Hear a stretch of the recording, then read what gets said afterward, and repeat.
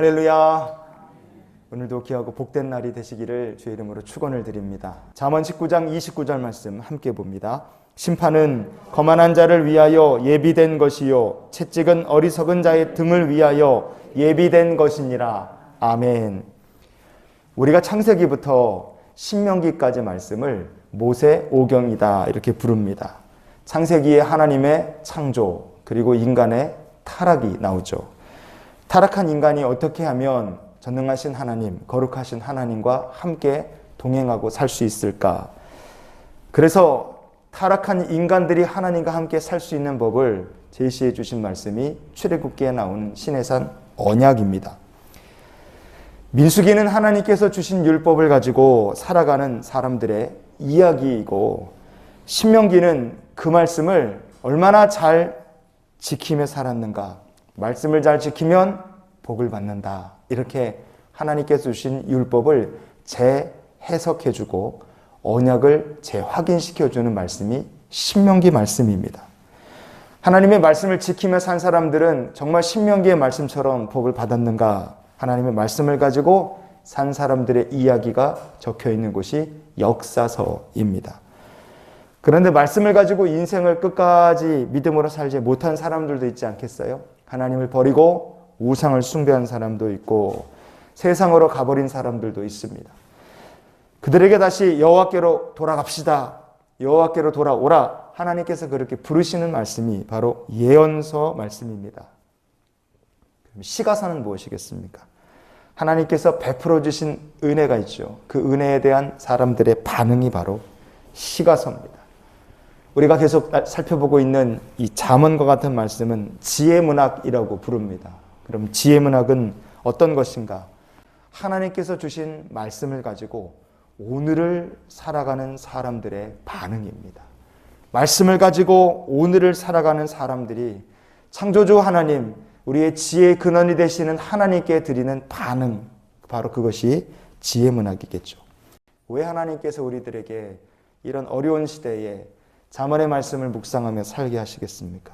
이 시대가 혼란스럽고 참 어려운 시대이기 때문에 그래요. 시대가 혼란스럽고 시대가 어렵기 때문에, 그래서 하나님의 말씀을 가지고 더욱더 오늘을 살아야 될 이유가 우리에게 분명한 것입니다. 말씀을 가지고 오늘을 사는 사람들에게 하나님께서 지혜를 주십니다. 하나님의 지혜가 임할 때 우리가 거만해지지 않고 겸손해지고, 우리가 어리석은 자가 아니라 하나님 말씀을 가지고 지혜로운 자가 되어 성령의 인도하심을 받으며 이 시대를 살게 될 줄 믿습니다. 그런 측면에서 볼 때 거만한 자를 위해서 심판이 있고 어리석은 자를 위해서 채찍이 있다는 오늘 말씀은요, 다 분명한 목적이 있기 때문에 그렇게 말씀하셨다, 우리가 볼 수 있습니다. 심판이다 이렇게 번역된 히브리어 본문이 쉐파팀이라는 말입니다. 이거는 판단을 한다는 뜻이에요. 그리고 채찍이라고 번역된 히브리어는요, 두 가지 말이 합친 말입니다. 먼저 그리고 혹은이라는 뜻을 가진 히브리어 우라는 말하고, 채찍이나 아니면 망치를 뜻하는 하람이라는 말을 합쳐서 우 마하루모트 이렇게 되어 있습니다. 심판과 채찍, 이 두 말씀이 잠언 19장의 마지막 결론, 마무리로서 왜 여기에 나오게 됐을까? 심판과 채찍을 통해 하나님께서 우리들에게 들려주시고자 하는 중요한 영적 교훈이 있기 때문에 그렇습니다. 우리가 잠언 19장 말씀에서 쭉 살펴봤지만, 미련한 자 이야기 우리가 살펴봤고, 거짓 증인, 거짓말을 내뱉는 자, 게으른 자, 거만한 자, 아비를 구박하고 어미를 내쫓는 자, 그리고 망령된 증인에 대해서 우리가 쭉 살펴봤습니다. 하나님께서 이런 사람들을 판결하시는 겁니다. 그리고 혹시나 필요하다면 그들의 인생에 채찍질을 하나님께서 가하시는 거예요. 무엇을 위해서 판결을 하시고 사람들의 인생에 채찍질을 하시겠습니까? 하나님의 말씀으로 오늘을 사는 사람들로 바꿔가시기 위해서 하나님께서 그렇게 매를 드시는 겁니다. 출애굽기 말씀부터 신명기까지 말씀을 보면 그 어디에도 감옥이라는 말이나 옥에 가둔다는 말씀이 아예 나오지 않습니다. 시내산 언약, 율법, 신명기의 율법은요, 말씀을 어긴 사람이 있으면 감옥에 넣어라. 부모에게 불순종한 사람이 있으면 감옥에 넣어라.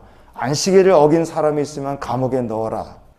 우상을 숭배한 사람이 있어도 감옥에 넣어라. 하나님께서 그렇게 말씀하지 않으셨어요. 말씀을 어기고 율법을 어긴 사람이 있으면 차라리 죽이면 죽일지언정 감옥에 넣는다는 말씀이 출애굽기부터 신명기 말씀에 단 한 구절도 이 감옥이나 옥이란 말 자체도 아예 나오지 않습니다. 왜 하나님께서 사람을 감옥에 넣으라는 말을 아예 율법의 말씀에 단 한 줄도 넣지 않으셨겠습니까? 하나님께서 원하시는 것은 우리가 감옥 같은 인생을 사는 것이 아니기 때문에 그래요. 사람을 감옥에 넣고 채찍으로 때리는 것이 우리가 감옥에 갇힌 인생을 사는 것처럼 사람은 생각할지 모르지만 하나님께서 그렇게 심판하시고 사람을 필요하시다면 때리시는 이유는 우리가 변화된 삶을 살아서 하나님 말씀으로 오늘을 사는 백성들이 되기를 원하시기 때문입니다. 그래서 우리가 19장 말씀을 이렇게 정리해 봤으면 좋겠습니다. 왜 하나님께서 이 잠언의 말씀들을 우리에게 이렇게 계속 보게 하실까? 그것은 우리 모두가 오늘을, 이 어려운 이 시대를, 이 세상을 하나님의 말씀으로 사는 사람들이 되기를 원하시는구나.